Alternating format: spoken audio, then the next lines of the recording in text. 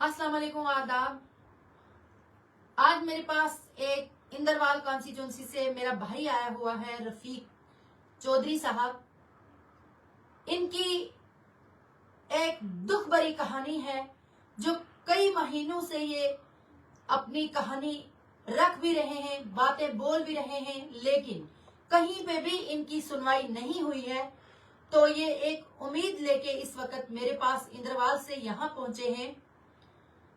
ये ब्लॉक मुगल मैदान कुछाल पंचायत सी से हैं और जो इनकी कहानी है ये खुद भी आपसे शेयर करेंगे। लेकिन जहां तक देखा जाता है कि ट्राइबल कम्युनिटी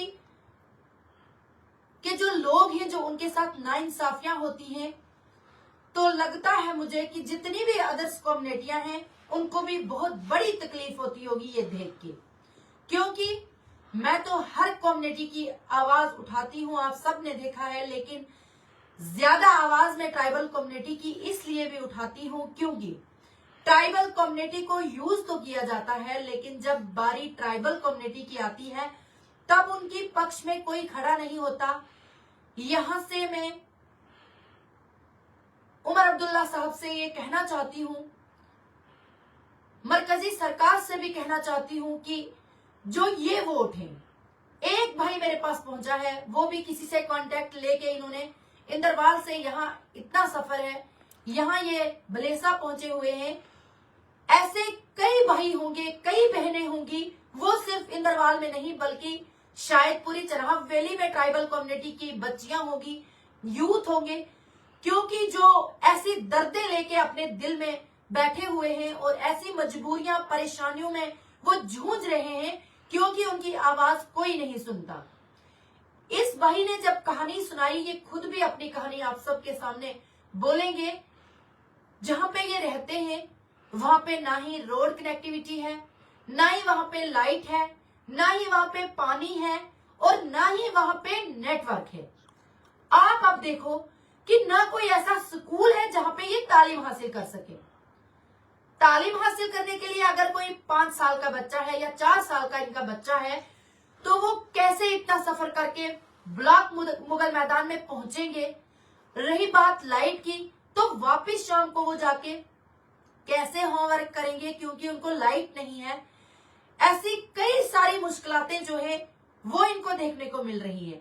और मैं यहाँ से उन सबका जो लीडर है, वहां के मौजूदा लीडर भी है जो यहाँ वहां के, मैं उनको पूछना चाहती हूँ, आखिर आप लोग क्या सोच के ऐसे बंदू को नजरअंदाज करते हैं, कैसे सोच के इतना इग्नोर कैसे कर लेते हैं कि ऐसी आबादी वहां पे है, ऐसी बस्तियां वहां पे हैं जहां पे ना रोड कनेक्टिविटी है, ना लाइट है, ना ही कोई अच्छा स्कूल है और ना ही नेटवर्क है। तो कैसे आप, कौन सी डेवलपमेंट के लिए आपने वोट लिया था? और ये वो लोग हैं, यही नहीं, मैं एक मिसाल देना चाहूंगी, यही सिर्फ नहीं बल्कि पूरी इंदरवाल कॉन्स्टिट्यूंसी के ऐसे लोग हैं जो धूल खाते हैं आपकी इलेक्शन में। आप तो स्पेशल गाड़ियों में बैठे हुए होते हैं, आप थार में बैठे हुए होते हैं, और ऐसे मेरे भाई जो धूल खाते हैं छत पे, किस लिए? कि हमारे जो बच्चे हैं वो अच्छी तालीम हासिल करेंगे, हमें प्रॉपर तरीके से लाइट मिलेगी, अच्छी हम ऐसे माशरे में ये बंदे हमें लाएंगे जहां पे हम अच्छी जिंदगी जिएंगे। और ये अच्छी जिंदगी है।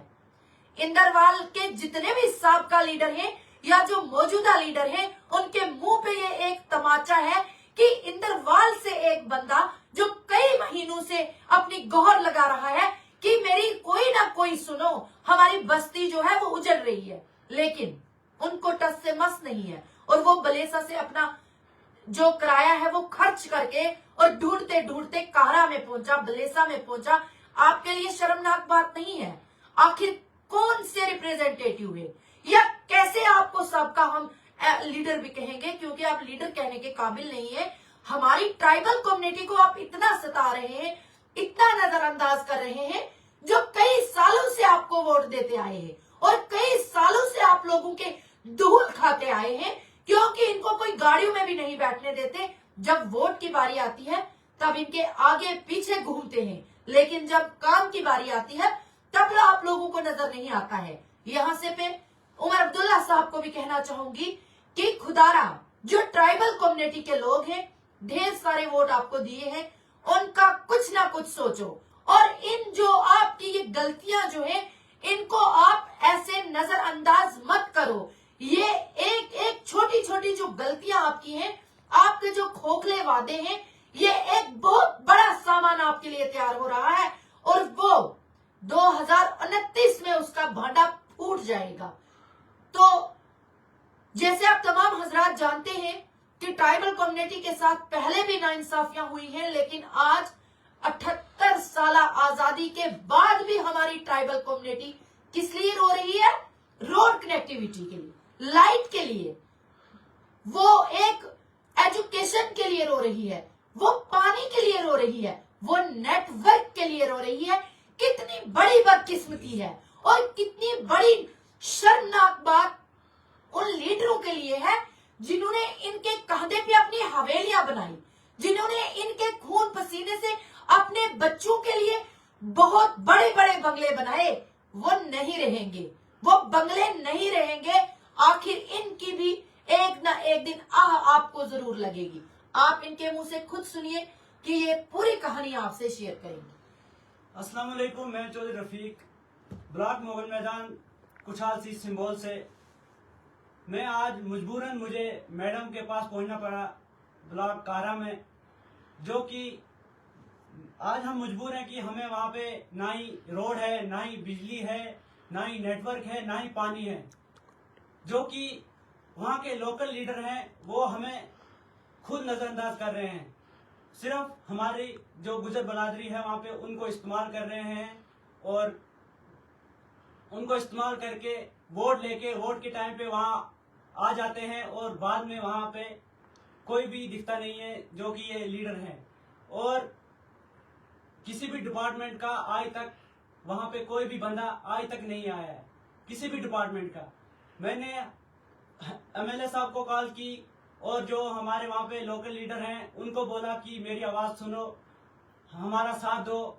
हमारे जो ये रोड आज सर्वे हुई तो तब वहां पे गुजर बरादरी का कोई नहीं था, तो रोड सर्वे होके जब उन्होंने वहां से मोड़ काट लिया, आगे रोड नहीं जाने दी, जो कि सरासर हमारे साथ नाइंसाफी हुई है उस रोड में। तो उसके बाद मैं क्या ही बोलूं। अब मैं मैडम साहब से गुजारिश करता हूं कि इसमें कुछ इस बारे में कुछ सोचा जाए और हमें इंसाफ मिले। जो कि दुगड्डा में ना रोड है, ना बिजली है, ना पानी है। सिर्फ हमारे गुजर बरादरी को वहां पे नजरअंदाज किया जाता है। स्कूल भी वहां पे नहीं है। स्कूल हमें रोड तक वहां से 2 घंटे स्कूल तक लगते हैं आने में लगते हैं।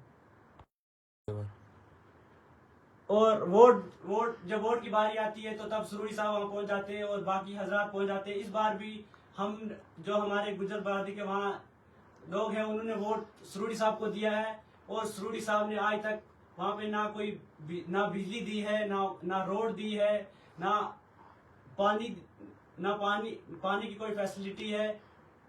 इसके बाद मैं क्या ही बोलूं। मैं यहाँ से उमर अब्दुल्ला साहब को भी कहना चाहूंगी और मरकजी सरकार से भी ये मोतबारा गुजारिश करना चाहूंगी और खास करके मैं डिप्टी कमिश्नर साहब किश्तवाड़ से ये मोतबारा गुजारिश करना चाहूंगी कि जब भी कोई बंदा आपके पास काम लेके आया है, आपने फौरी तौर वहां पे एक्शन किया और उस काम को आपने अच्छी तरीके से निभाया है। ये काम भी हम आपके पास लेके आएंगे इंशाल्लाह। हमें उम्मीद है कि आप इनकी मजबूरी, इनकी परेशानी को हल करेंगे, क्योंकि आखिरकार कौन सा इनका गुनाह है, कौन सी ऐसी इनकी मजबूरी है।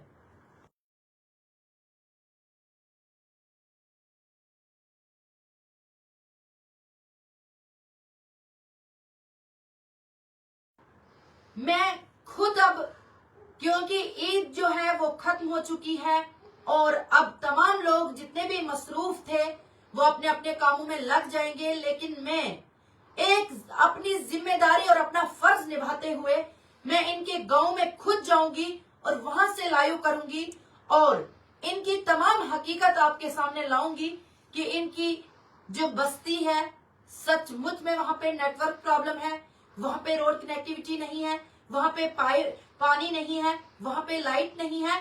मैं सब कुछ आप सबके हजरात के सामने लाऊंगी। उस वक्त आपको वहां के लीडरों का करतूत पता चलेगा कि जो गरीब कम्युनिटी है, जो गरीब लोग हैं जिन्होंने धूल खाई, आखिर ये लोग जब चेयर्स पे बैठ जाते हैं और उनके साथ कौन सी नाइंसाफी करते हैं, ये आपको मैं वहां पे दिखाऊंगी। बहुत बहुत शुक्रिया। अल्लाह हाफिज।